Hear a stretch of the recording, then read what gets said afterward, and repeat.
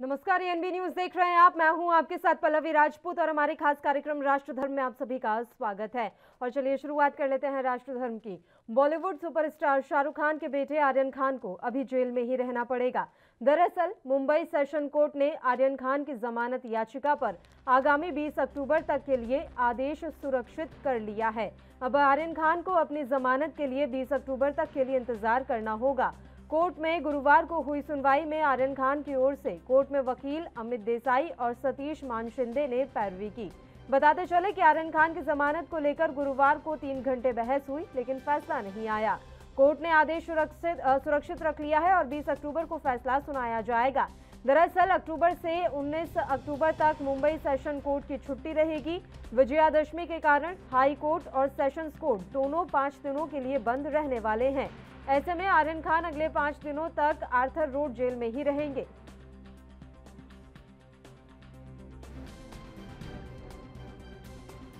था उनका रूम भी बुक किया हुआ था और एंटर करने के साथ ही उस रूम में कुछ एनसीबी का ये खुद का पंचनामा है कि कुछ पैकेट मिला, लेकिन वो पैकेट कोने में पड़ा हुआ मिला। उनको वहां पे रूम में घुस के 1-2-3 मिनट भी नहीं हुआ था, लेकिन उनके साथ में और 2 लोग थे, वो भी उनके फ्रेंड्स नहीं थे क्योंकि उन्होंने उनको इन्वाइट किया था। रूम की बुकिंग भी उन लोगों ने किया था।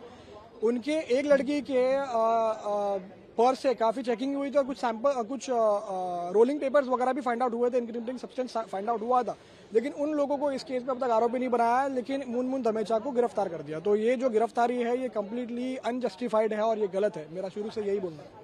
इस पूरे मामले में आज जो हियरिंग हुई है उसमें कहीं ना कहीं डिफेंस की तरफ से कंजम्पशन और इस पूरे केस को गलत तरीके से प्रेजेंट करने की बात की गई। क्या क्या दलीलें डिफेंस की तरफ से दी गई? देखिए, शुरू से एनसीबी यही कोशिश कर रही है कि स्मॉल क्वांटिटी वालों को कमर्शियल क्वांटिटी और इंटरमीडिएट क्वांटिटी से इक्वेट कर दो और कैसे वैसे करके इसको सेशंस कोर्ट तक खींच लो। और ये चीज में एनसीबी काफी हद तक कामयाब भी हुई है, क्योंकि वरना अगर नहीं होती थी कामयाब तो हमें उम्मीद थी कि स्मॉल क्वांटिटी के बेसिस पे जेएमएफसी कोर्ट, मजिस्ट्रेट कोर्ट या सीएमएम कोर्ट के से ही जमानत के।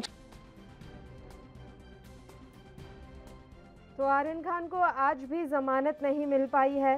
3 घंटे बहस चली, उसके बाद भी आर्यन खान को जमानत नहीं मिली। अब उन्हें 5 दिन और आर्थर रोड जेल में ही गुजारने पड़ेंगे। क्रूज ड्रग्स केस में आर्यन खान का पता अब 19 अक्टूबर तक आर्थर रोड जेल ही है। गुरुवार को शाहरुख के लाडले को एक बार फिर जमानत नहीं मिल पाई।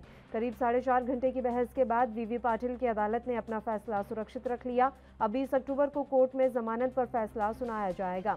मामले में दोनों पक्षों की सुनवाई पूरी हो चुकी है। आर्यन खान की ओर से कोर्ट में वकील अमित देसाई और सतीश मानशिंदे ने पैरवी की, जबकि एनसीबी की तरफ से ASG Anil Singh, special public prosecutor Advait Sethna और एएम चिमालकर मौजूद रहे।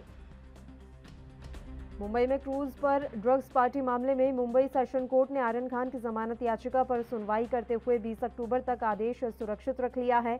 मुंबई सेशन कोर्ट अब 20 अक्टूबर को जमानत याचिका पर फैसला सुनाएगी। इस तरह से आर्यन खान तब तक जेल में ही रहेंगे।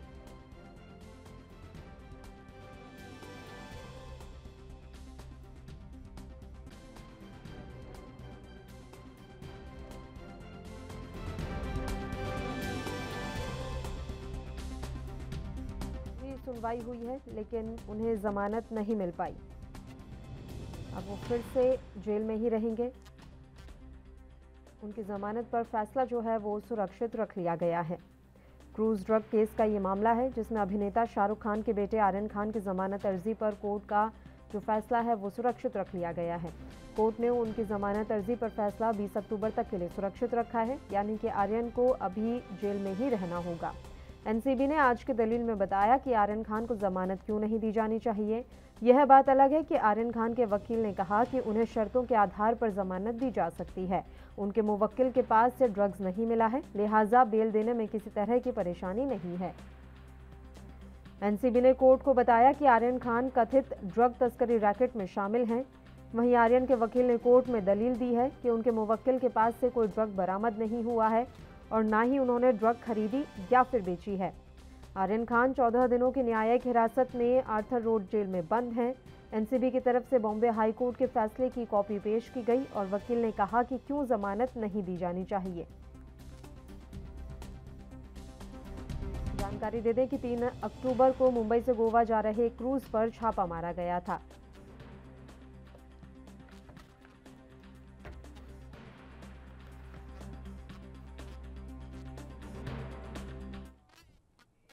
और चलिए अब इस मसले पर हम चर्चा की शुरुआत कर लेते हैं। एक खास मेहमान इस समय हमारे साथ फोन लाइन पर जुड़ गए हैं। विवेक शर्मा जी इस समय हमारे साथ जुड़े हुए हैं, जो कि वरिष्ठ अधिवक्ता हैं सुप्रीम कोर्ट के। विवेक जी, स्वागत है आपका एएनबी न्यूज पर। और सर, मेरा सवाल सीधा सा है कि लगातार कोशिशें की जा रही हैं, बावजूद इसके आर्यन खान को जमानत नहीं मिल पा रही है। कहाँ पेच फंसा हुआ है, कहाँ आर्यन खान के वकील जो है चूक जा रहे हैं? नमस्कार। पहली बात तो ये, वरिष्ठ अधिवक्ता नहीं है, हम सिर्फ अधिवक्ता हैं। और दूसरा जो आपका प्रश्न है वो न्यायालय के विचाराधीन है, और बेल मिलना ना मिलना टोटली डिस्क्रिशन है कोर्ट का। और बेल पे जो आर्गुमेंट एडवांस होते हैं, यदि उससे कोर्ट सेटिस्फाई होती है तो बेल मिलेगी, नहीं सेटिस्फाई होती है तो बेल नहीं मिलेगी। सिंपल सा लॉजिक है। कानून अपना काम कर रहा है, कानून और कैसे काम करेगा? आपकी दलीलों को सुनेगा, सुनने के बाद यदि लगेगा तो आपको रिलीफ मिलेगा, नहीं लगेगा तो नहीं मिलेगा। सवाल ये है कि लगातार कोशिशें की जा रही हैं आर्यन खान के वकीलों की तरफ से कि उन्हें जमानत मिल जाए। जान सकते हैं कि कितना गंभीर ये मामला है, जिन धाराओं में आर्यन खान की गिरफ्तारी हुई है उन्हें किस तरीके से देखा जाए, और ऐसे मामलों में अक्सर किस तरह के फैसले हमने देखे हैं अभी तक? क्या वाकई में ये मामला इतना गंभीर है कि उन्हें जल्दी से जमानत नहीं मिल पा रही? देखिए, एनडीपीएस के जो केसेस होते हैं, उन केसेस में जमानत मिलना वैसे भी एक गंभीर विषय होता है और आसानी से जमानत नहीं मिलती है। यदि स्मॉल क्वांटिटी है तो कोर्ट कंसीडर करती है चीजों को, यदि इंटरमीडियरी या हाई क्वांटिटी है तो बेल के चांसेस और ब्लीक हो जाते हैं, कम हो जाते हैं। अब आर्यन खान के केस में क्योंकि ये हाई प्रोफाइल केस हो गया है, तो कोर्ट को और भी ज्यादा संभल के चलने की आवश्यकता पड़ती है, क्योंकि सारी चीजें नाप तोल करके पुलिस फंसा रही है, या वास्तव में ऐसा था, या वहाँ प्लेस ऑफ इंसिडेंट पे क्या मिला, इससे क्या रिकवरी हुई, वो रिकवरी कितनी थी। तो ये सारी बातें कोर्ट को भी, प्रोसिक्यूशन को भी और डिफेंस को भी ध्यान में रखनी पड़ती है अपने अपने आर्गुमेंट्स देते समय और जजमेंट या डिसीजन देते समय। तो अब आर्यन खान के केस में क्या चल रहा है वो कोर्ट के सामने है, और न्यायालय अपना काम कर रहा है। ये जो एक्सीजेंसीज हैं प्रोसीजरल, वो चल रही हैं। अब छुट्टियां आ गई तो इसमें किसी का कोई दोष नहीं है। अब न्यायालय 20 तारीख को सुनवाई करेगा, ऑर्डर दे देगा। विवेक जी, एक चीज और है, आर्यन खान के जो वकील हैं उन्होंने ये दलील दी है कि कम मात्रा में ड्रग्स मिलने पर बेल का अधिकार है। उनके इस दलील पर मैं आपका रिएक्शन चाहूंगी और जानना चाहूंगी कि उनकी जो ये दलील है वो कितनी तार्किक है। देखिए, बेल का अधिकार है ये नहीं कहा जा सकता। बेल प्रेजेंट करने का अधिकार आपका अवश्य होता है, लेकिन बेल देना ना देना ये कोर्ट का अधिकार है, किसी एक्यूज का अधिकार नहीं है। यदि बेलेबल ऑफेंस है, जैसे चेक डिसऑनर के केस में बेलेबल ऑफेंस होता है, आपका अधिकार होता है बेल मिलना। लेकिन ये बेलेबल ऑफेंस नहीं है, ये नॉन बेलेबल ऑफेंस है, कॉग्निजेबल ऑफेंस है, punishable with more than 10 years punishment है। तो ऐसे केसेस में बेल आपका अधिकार नहीं है, कोर्ट का डिस्क्रिशन है। मिनिमम क्वांटिटी है तो आपकी बेल होने की संभावना बढ़ जाती है, और कुछ नहीं है। तो ये अभी तो इसी बात पर बहस चल रही है कि आर्यन खान के पास ड्रग्स मिली या फिर नहीं मिली। अगर मान लीजिए उनके पास से ड्रग्स बरामद नहीं भी हुई है तो उन पर किस तरह की धाराओं के तहत जो है कार्रवाई आगे की जा सकती है? बताया जा रहा है कि आज जब दलील रखी जा रही थी एनसीबी की तरफ से तो उन्होंने कहा है कि अगर ड्रग्स नहीं भी मिली है तो भी हम धारा 37 लगाई जा सकती है। धारा 37 क्या है और किस तरह की कार्रवाई होती है इस मामलों में? ऐसा है, धारा 37 का जहाँ तक विषय है, ये मल्टी फैसेट केस है, जहाँ सिर्फ ये नहीं है कि आपसे रिकवरी हुई। यदि आप इन्वॉल्व है प्रोक्योरमेंट के लिए, भले ही किसी और से हुई हो, यदि आपने कोई साजिश करी है प्रोक्योरमेंट के लिए और किसी और से मिली गई और आप वहां मौजूद हो, आपका वहां पर मौजूद होना तो डिनाइड नहीं है ना, ये तो कोई भी नहीं डिनाई कर रहा है कि आप वहां मौजूद नहीं थे। केस आप यही बना रहे हो कि आपके पास रिकवर नहीं हुई है, but you were present. International connection तक इसमें जुड़ गए हैं, जहाँ से गिरफ्तारियां फॉरेन नेशनल्स की भी हो रही हैं, उनसे आपके लिंक जोड़े गए हैं। तो इतना पाक साफ मामला है नहीं जितना डिफेंस दिखाने की कोशिश कर रहा है। बिल्कुल, और साजिशकर्ता जो है वो सीधे तौर पर शामिल नहीं हो सकता, ये भी एक बड़ी आज टिप्पणी की गई है कोर्ट के अंदर। 120B का जो मामला होता है उसमें आप अमेरिका में बैठ के भी साजिश कर सकते हो। उसके लिए तो आपकी प्रेजेंस भी जरूरत नहीं है। यदि ये प्रूव हो गया कि आपने साजिश करी है तो आप कहीं भी हो, आप ऑफेंस की साइट पे ना भी हो, प्लेस ऑफ अकरेंस पे ना भी हो, तो भी आपके खिलाफ कार्रवाई हो सकती है 120B में। और आर्यन खान के वकील ये बात कह रहे हैं कि बस एक शक के बिना पर आप किसी को जेल के अंदर नहीं रख सकते हैं। विवेक जी, सिर्फ शक होता तो मैं उनकी बात को आगे बढ़ा देता, लेकिन सिर्फ शक नहीं है ना, एविडेंस भी है। एविडेंस इस प्रकार का भी है कि आपकी व्हाट्सएप चैट हो रही है, आपके इंटरनेशनल कॉल्स भी हो रहे हैं, आपके आपस में कॉल्स, व्हाट्सएप चैट सब हो रही हैं, माल का सप्लाई की बात हो रही है। तो ये सारी चीजें सिर्फ शक के बिना पे गिरफ्तारी नहीं है, गिरफ्तारी के और भी अन्य पहलू हैं जिसकी वजह से एनसीबी ने गिरफ्तार किया होगा। और बाकी सारी विषय की आपको गलत फंसाया सही फंसाया तो सब ट्रायल के विषय हैं, वहां सिद्ध होएगा या नहीं होएगा। और ये कहा जा रहा है कि जो आर्यन खान है वो लगातार अपने बयान पलट रहे हैं। जब भी उनसे पूछताछ की जाती है तो वो कोई नया बयान दे देते हैं। तो जब इस तरह की स्थिति होती है सर, तो केस कितना ज्यादा गंभीर हो जाता है या कितना उलझ जाता है? विवेक जी, यदि अक्यूज बार बार अपने बयान बदलता है तो बयान बदलना उसके खिलाफ जाता है। यदि वो एक बात पे दृढ़ नहीं है तो हर बयान का तस्दीक, वेरिफिकेशन पुलिस एजेंसीज करती हैं और उसके आधार पे ही गिरफ्तारियां होती हैं। यदि आप बयान बदल रहे हैं तो इसका मतलब आप पाक साफ नहीं है। और आर्यन खान के वकील ये दलील दे रहे हैं कि हर केस को उसके मेरिट के आधार पर देखना चाहिए। बिल्कुल ठीक कह रहे हैं, बिल्कुल ठीक कह रहे हैं। हर केस की मेरिट अलग होती है, फैक्ट्स अलग होते हैं।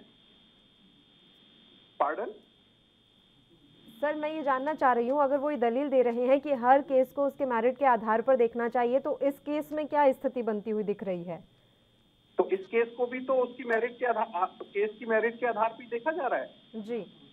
न्यायालय अपने विवेका अधिकार का प्रयोग करते हुए हर केस को उसके तथ्यों के आलोक में जज करता है। ऐसा नहीं है कि वो किसी और केस के तथ्यों को इसमें जोड़ रहा है। जो तथ्य केस के सामने आए हैं, जो रिकॉर्ड पर हैं, जो फाइल पर हैं, उन्हीं के आधार पे बहस हो रही है, उन्हीं के आधार पे मुकदमा आगे बढ़ रहा है। विवेक जी, बॉम्बे हाईकोर्ट के एक आदेश का हवाला देकर जमानत के लिए जो है अपील की गई है।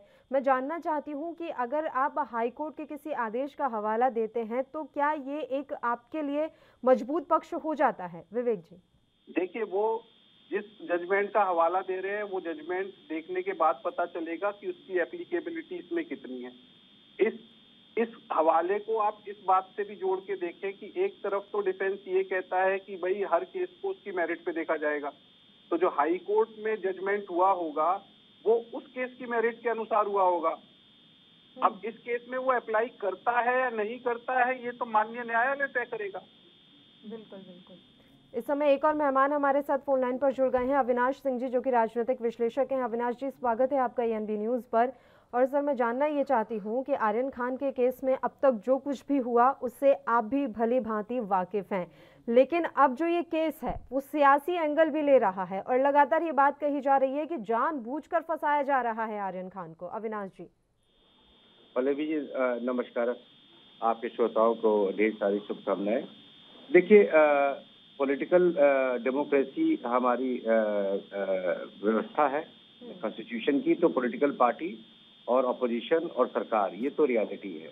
अब जनता इसीलिए सबसे ज्यादा इम्पोर्टेंट होती है डेमोक्रेसी में कि जनता ही तय करती है कि सच कौन बोल रहा है। अब आप नवाब मलिक जी को देखिए, ये अच्छे नेता तो हो नहीं सकते हैं और अच्छे मंत्री तो हो नहीं सकते हैं। ये एक ड्रग एडिक्ट के बचाव में आ गए और उसको उसके मुसलमान होने का वास्ता पूर्व मुख्यमंत्री जम्मू एंड कश्मीर की दे रही हैं। आर्यन खान के साथ जो भी हो रहा है, क्योंकि वो खान उसके सरनेम में है, तो इस तरह की मानसिकता, दोहरी सोच और इस तरह की गिरी हुई मानसिकता रखने वाले लोग जो है, उनकी भी अपनी कॉन्स्टिट्यूएंसी है, उनके साथ भी 10-20 लोग खड़े हैं और खड़े आगे भी रहेंगे। तो डेमोक्रेसी में हर तरह के लोग जी सकते हैं और इस सरकार ने अपने कर्तव्यों से यही दिखाया कि वो तो बिल्कुल हर आदमी का साथ लेना चाहती है और हर आदमी का विकास करना चाहती है। पर शाहरुख खान जो है वो करीबन आज से 15 या 17 साल पहले उन्होंने अपने बेटे का विकास यात्रा खुद तय किया था उन्होंने पूरी जनता के सामने एक बड़े चैनल पे एक अच्छी बड़ी इंटरव्यू में बोला था कि मैं चाहता हूं कि मेरा बेटा जो है, माफ कीजिएगा, एक गंदे शब्द का इस्तेमाल किया था कि लड़कीबाजी करे। मैं चाहता हूं कि मेरा बेटा ड्रग्स ले। तो भाई अगर पिताजी लेते हैं और माताजी इस तरह का कोई उनका शौक है, तो बेटा अगर 20-22 साल में अगर क्रूज पे ड्रग ले रहा है तो ये देश को चौंकाने वाली बात भी नहीं है। अच्छा, और ये देश का जो विषय भी नहीं। विपक्षी दल के नेता हैं अविनाश जी, वो ये भी तो दलील रख रहे हैं कि एक पोर्ट पर जब पाया जाता है ड्रग्स की बड़ी खेप मिलती है, उस मामले में किसी तरह की कोई ऐसी कार्रवाई नहीं होती जो मीडिया के सामने आए या फिर जो नेता हैं सत्ता पक्ष के वो सामने आकर कुछ बोले। लेकिन आर्यन खान के केस में सब कोई कार्रवाई कर रहा है और हर कोई सक्रिय दिख रहा है। मेरे समझ से जो भी नेता ये कहते हैं, उनको ये बात समझ में आनी चाहिए कि लॉ ऑफ जूरिस्प्रूडेंस में हर आदमी को बराबर माना गया है, नंबर 1।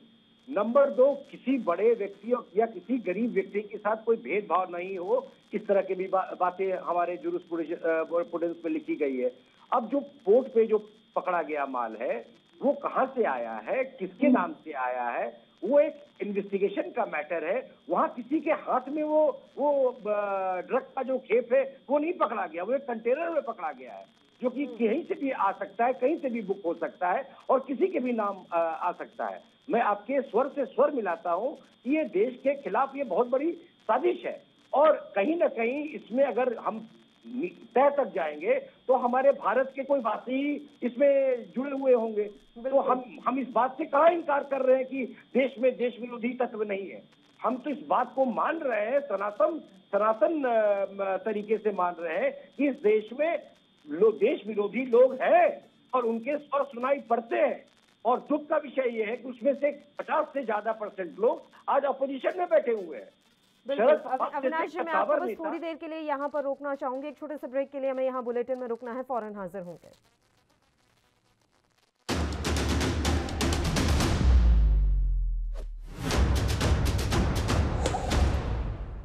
ब्रेक के बाद एक बार फिर से आप सभी का स्वागत है। और आर्यन खान को आज जमानत नहीं मिल पाई है, यानी कि अभी 19 अक्टूबर तक उन्हें फिर से जेल में ही रहना होगा। इस मसले पर हमारी चर्चा लगातार जारी है और दोनों मेहमान भी लगातार हमारे साथ बने हुए हैं। विवेक शर्मा जी, एक बार फिर से मैं आपका रुख करना चाहूंगी। अगर मान लीजिए इस तरह की कोई साजिश सामने निकल कर आती है कि ये कोई इंटरनेशनल गैंग है, इंटरनेशनल ड्रग पैडलर्स का कोई पूरा ये गैंग चल रहा था या कोई साजिश थी, तो ये मामला कितना गंभीर हो जाता है और फिर तब आर्यन खान और जो बाकी के अन्य आरोपी हैं उन पर किस तरह की कार्रवाई हो सकती है, कौन सी धारा लग सकती है? विवेक जी। यदि इंटरनेशनल कनेक्शन भी निकलता है जी, तो फिर तो बेल मिलनी मुश्किल ही नहीं, नामुमकिन हो जाएगी। कमर्शियल क्वांटिटी है, वैसे भी बेल डिफिकल्ट होती है, फिर तो जेल से ही ट्रायल करना पड़ेगा आर्यन खान को। जी। और अभी जो हम देख पा रहे हैं कि लगातार उनके वकील कह रहे हैं कि कम मात्रा में ड्रग्स थी, या फिर कभी ये भी कहा जाता है कि उनके पास तो ड्रग्स बरामद ही नहीं हुई थी। तो ऐसी परिस्थिति में थोड़ी बहुत राहत की उम्मीद की जा सकती है।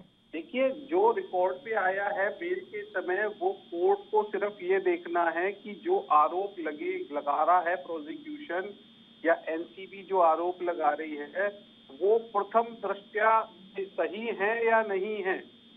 बाकी जितने भी आर्ग्यूमेंट्स डिफेंस दे रहा है वो सारा ट्रायल का विषय है। ट्रायल में ही सिद्ध होएगा कमर्शियल थी, मिनिमम थी, मैक्सिमम थी, क्या क्वांटिटी थी, उसके पास थी या नहीं थी, उसको वो कॉन्स्पिरेसी में इन्वॉल्व था या नहीं था। ये सारी बातें ट्रायल का विषय है, बेल का विषय नहीं है। बेल का केस अलग है, बेल अपनी मेरिट पे होती है और जो एडवांस आर्गुमेंट किए हैं डिफेंस ने वो भी यही कह रहे हैं हर केस को अपनी मेरिट पे देखना चाहिए। तो इस केस को भी अपनी मेरिट पे ही देखा जाएगा। और अभी बेल की स्टेज है, बेल की स्टेज पे कोर्ट को ये देखना है कि क्या प्रथम दृष्टया केस बनता है, और प्रथम दृष्टया केस कमर्शियल क्वांटिटी का बनता है, इंटरनेशनल लिंक है, क्या आर्यन खान बाहर निकल के, क्योंकि आर्यन खान एक रसूख वाले व्यक्ति हैं, एक रसूख वाले पिता के पुत्र हैं, तो क्या वो एविडेंस के साथ टेम्परिंग कर सकते हैं, विटनेसेस को इन्फ्लुएंस कर सकते हैं या नहीं कर सकते, ये सारे कंसीडरेशन है बेल देने से पहले। बिल्कुल। और एनसीबी भी कुछ इसी तरह की आशंका जता रही है विवेक जी कि अगर बेल मिल जाती है तो उनके पिता रसूख वाले हैं, तो ऐसे में ये संभावना हो सकती है कि वो विदेश चले जाएं, देश छोड़कर भाग जाएं। बिल्कुल चले जाएं। मुंबई के पुलिस कमिश्नर को तो ढूंढ नहीं पाया आज तक, वो चले गए। बिल्कुल। तो जब ये सीन बनता है कि जब जो अक्यूज्ड है, अभियुक्त है, उसके फरार होने की संभावना हो, विटनेस को इन्फ्लुएंस करने की संभावना हो, एविडेंस के साथ छेड़छाड़ करने की संभावना हो, ऑफेंस सीरियस नेचर का हो, ग्रेविटी बहुत ज्यादा हो, इंटरनेशनल लिंक्स हो, और आप कॉन्स्पिरेसी के तो अभियुक्त माने ही जा रहे हो ना। भले आपके पास से क्वांटिटी आप कहते हो नहीं मिली, लेकिन एनसीबी का केस सिर्फ यही नहीं है ना कि प्रोक्योरमेंट है आपकी तरफ से। एनसीबी का केस ये भी है कि आप कॉन्स्पिरेटर हो। तो कॉन्स्पिरेटर हो तो it is an equally substantial offence for which a person can be punished. तो कोर्ट को ये सारे कंसिडरेशन रखने पड़ेंगे अपने जजमेंट को देने से पहले बेल पर।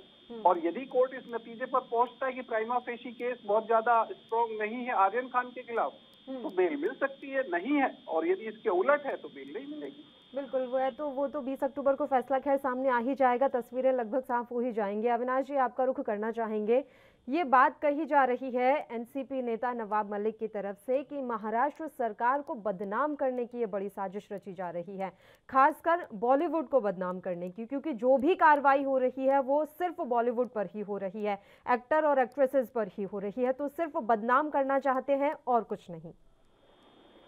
पल्लवी जी, मैं किसी और चैनल पे था और मैंने नवाब मलिक के बारे में ये बोला था कि वो अपने शुरुआती दौर में अपने जीवन के वो कचड़े के व्यापारी थे और वो जब भी बोलेंगे तो उनके मुंह से कचड़ा ही निकलेगा।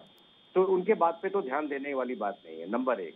नंबर 2, आप जहाँ पे मैं अपनी बात पीछे खत्म किया था वहीं से शुरू करूंगा कि वो ये वही ऑपोजिशन है जिसने ये भी बोला है कि अफजल हम शर्मिंदा है, तेरे कातिल जिंदा है। कौन है उसका कातिल? क्या सुप्रीम कोर्ट अफजल का कातिल है? ये वही ऑपोजिशन है जो टुकड़े टुकड़े गैंग के साथ भी जाके खड़ी हो जाती है। वो आप एक पैटर्न देखेंगी, जैसे ही कोई क्रिमिनल जिसका एक कोई खास धर्म होगा, उसमें एक ये हिंदुस्तान का जो देश विरोधी इको सिस्टम है वो बिल्कुल जाग जाता है।